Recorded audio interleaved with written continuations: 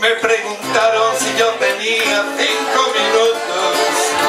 Les dije vale y del bolsillo saqué un canuto. Mientras fumaba me preguntaron en qué creía. Y yo les dije que en la mañana si llega el día. No se rieron, sus grandes ojos mostraron pena. Y me anunciaron que me esperaban grandes condenas. La risa es mala, tiene mal genio el buen señor. Fue la serpiente que trajo al mundo el buen humor. A 2 esquinas de aquel debate un musulmán va recitando la sura 4 de su Corán. Esa que dice que las mujeres son inferiores, que de entre ellas las más sumisas son las mejores.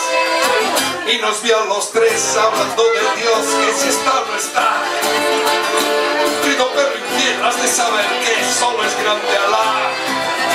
Y salió un curita muy recogido de un callejón, con uniforme de la Santísima Inquisición.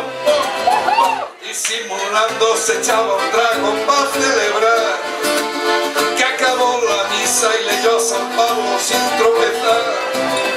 Fue ver a los 4 en pleno debate a unos pocos metros, que empuñó la cruz y vistió gritando "Totus Padre".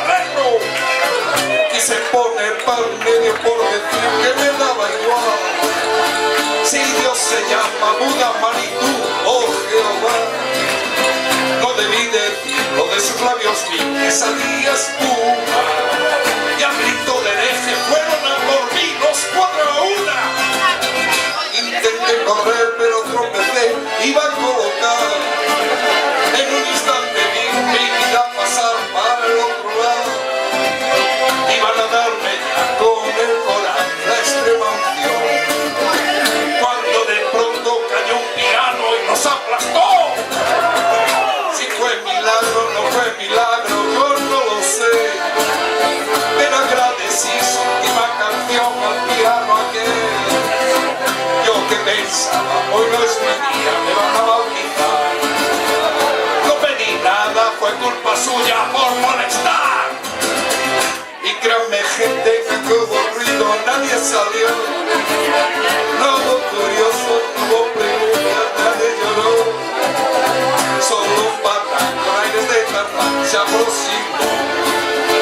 Cogió la Biblia, el Corán, la cruz y se marchó.